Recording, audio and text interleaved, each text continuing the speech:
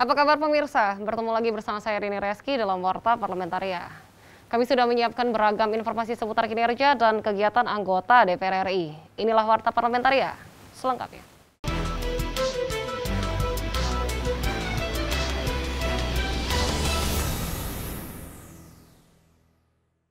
Terkait dengan rencana pemberlakuan pembatasan kegiatan masyarakat atau PPKM darurat, selama 6 minggu, Wakil Ketua DPR RI Koordinator Bidang Kesra Muhaimin Iskandar meminta masyarakat tidak panik.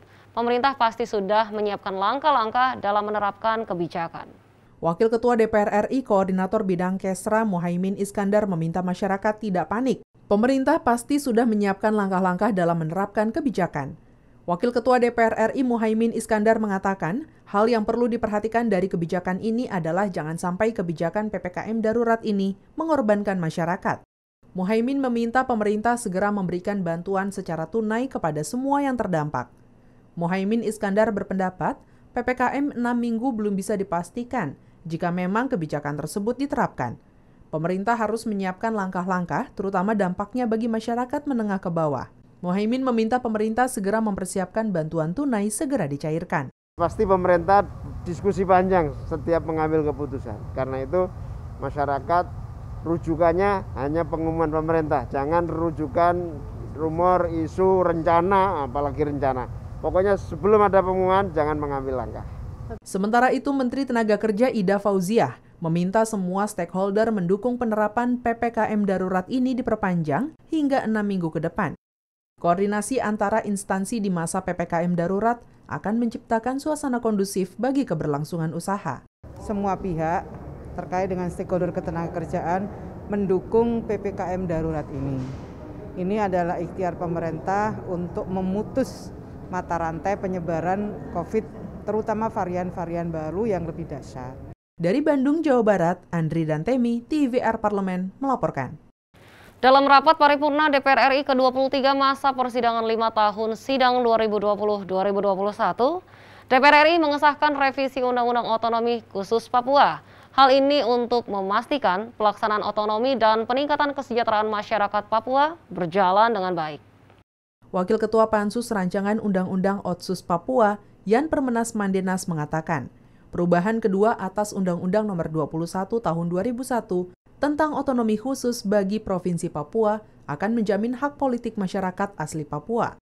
Yan berharap Undang-Undang Otsus Papua yang baru mampu mendorong kesejahteraan dan tingkat pendidikan masyarakat Papua. Bidang pendidikan, kita juga mendorong alokasi anggaran yang sekurang-kurangnya 30% ya, dari 1,25% dana blok grant yang dialokasikan untuk membiayai pendidikan orang asli Papua dari pendidikan dasar sampai perguruan tinggi. Sementara itu, Ketua Pansus Rancangan Undang-Undang Otsus Papua, Komarudin Watubun menyatakan, dengan adanya Badan Khusus Percepatan Pembangunan Papua atau BKPPP, diharapkan mampu meningkatkan koordinasi antara lembaga untuk mewujudkan otonomi yang berkualitas di Provinsi Papua dan Papua Barat. Presiden, Menteri Dalam Negeri, Menteri Keuangan, Menteri Bappenas. Kemudian direkrut juga tokoh-tokoh Papua yang punya klasifikasi bisa presentatif dari Papua maupun Papua Barat untuk duduk di institusi itu yang berkantor sekretariatnya di Papua. Hilman Hidayat dan Julian, TVR Parlemen melaporkan. Pimpinan DPR RI angkat bicara terkait polemik vaksin COVID-19 berbayar. Adanya pihak atau perusahaan yang ingin melakukan vaksin secara mandiri terhadap karyawannya dalam upaya percepatan vaksinasi, namun fasilitas vaksin gratis juga harus terus dilakukan.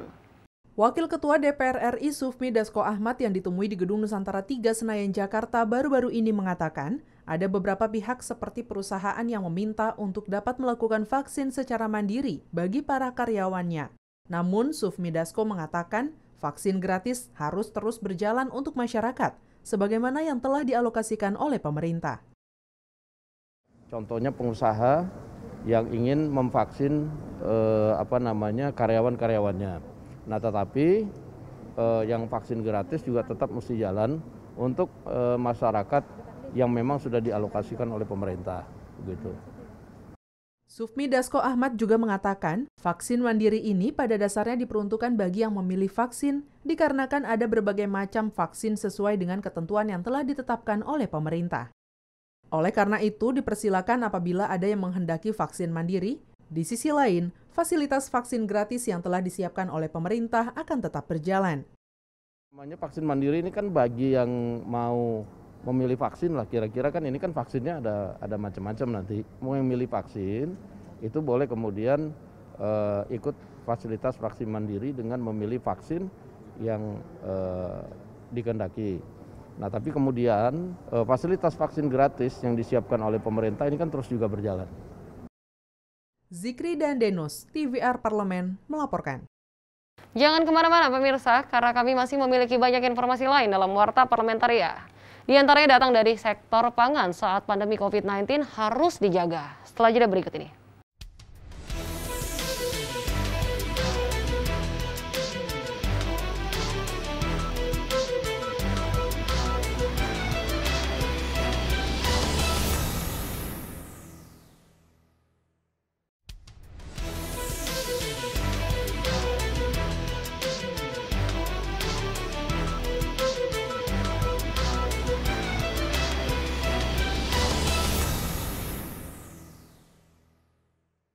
Anggota Komisi 4 DPR RI mendorong pemerintah cermat melakukan refocusing anggaran untuk menjaga ketahanan pangan nasional di masa pandemi COVID-19.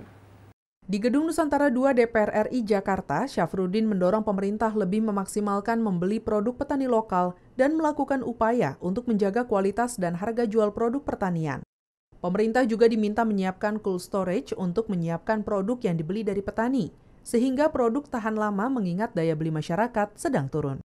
Kami sudah berkoordinasi dengan pemerintah dalam ini Pertanian Republik Indonesia agar mencarikan solusi yang terbaik bagaimana dengan petani. Dan yang paling penting ini kan mudah, beberapa tempat sudah panen. Dan yang paling penting ini bagaimana hasil panen itu harganya stabil, tidak drastis turun. Anggota Komisi 4 DPR RI, Syafruddin, juga meminta pemerintah mendorong peningkatan daya beli masyarakat agar produk petani lokal bisa terserap dengan baik. Produktivitas pertanian Indonesia sudah cukup baik dan harus diikuti pendistribusian yang baik dan merata ke seluruh Indonesia.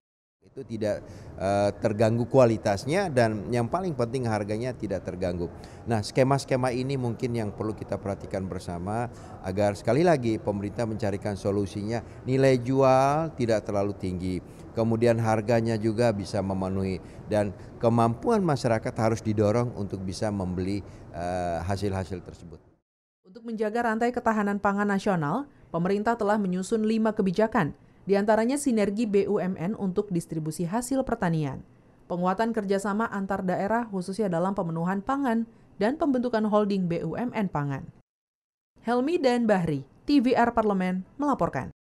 Anggota Komisi 4 DPR RI menyoroti dan menilai perlunya revitalisasi terhadap sarana dan prasarana atau sarpras kelautan dan perikanan di Indonesia.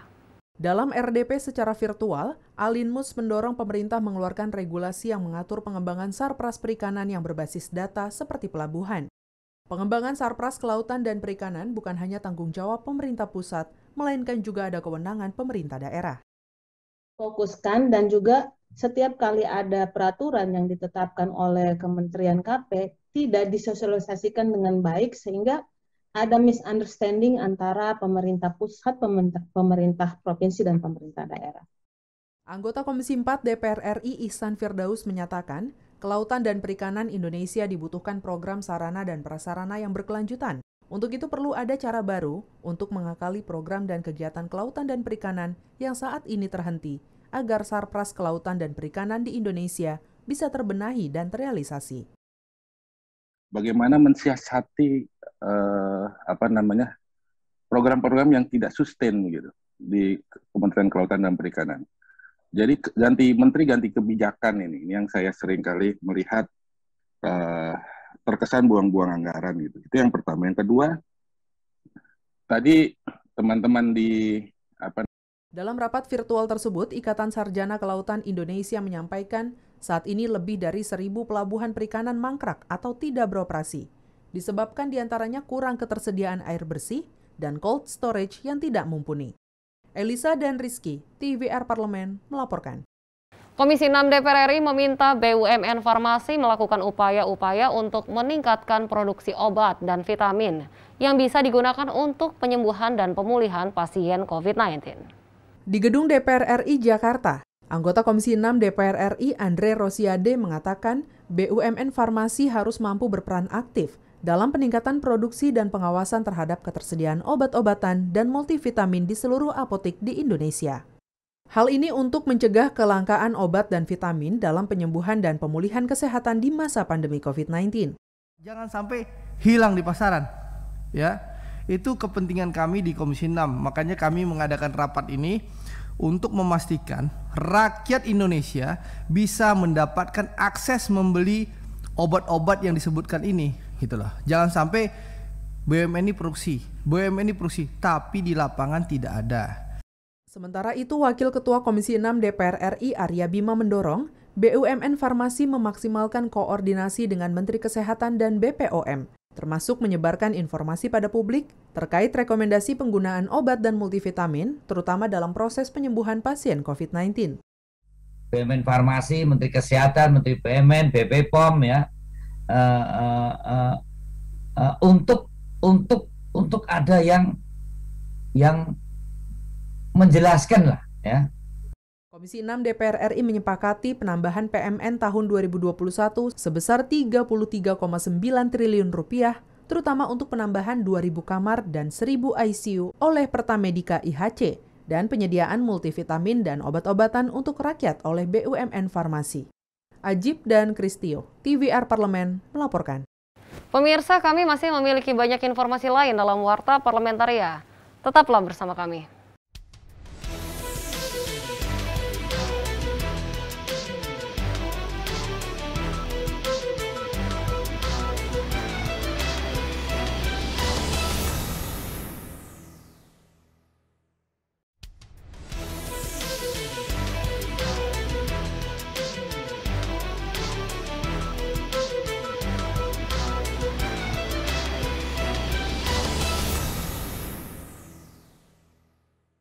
Komisi 10 DPR RI menilai diperlukan kajian komprehensif dan landasan hukum dalam implementasi program Merdeka Belajar dan Kampus Merdeka yang dicanangkan Kementerian Pendidikan, Kebudayaan, Riset, dan Teknologi.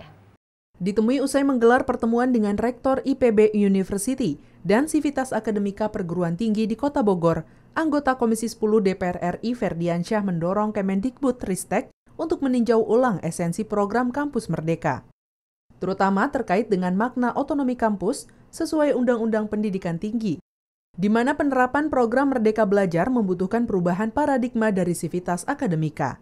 Menurutnya, belum semua kampus dapat mengimplementasikan kebijakan ini. Ferdiansyah juga meminta Kemendikbudristek mengkaji ulang keberhasilan penerapan program Merdeka Belajar dan Kampus Merdeka bagi dunia pendidikan di tanah air.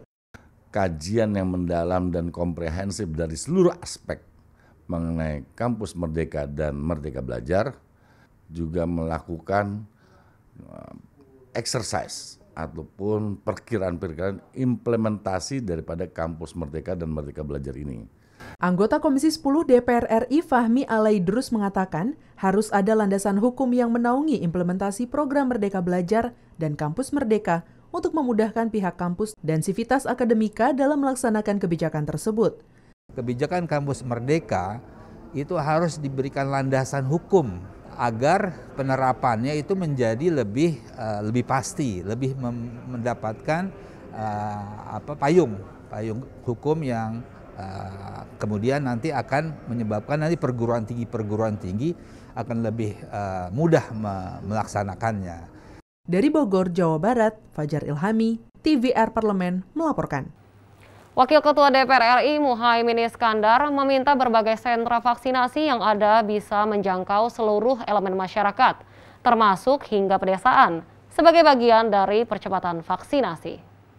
Dalam rangkaian kunjungan kerja ke Jawa Barat, Muhaimin mengatakan program vaksinasi nasional tidak bisa hanya mengandalkan pemerintah, melainkan perlu peran dan kesadaran semua elemen masyarakat karena vaksinasi menjadi salah satu upaya pemutus penyebaran virus corona. Jika program vaksinasi nasional tidak bisa menjangkau seluruh kalangan masyarakat, pandemi COVID-19 bisa semakin lama.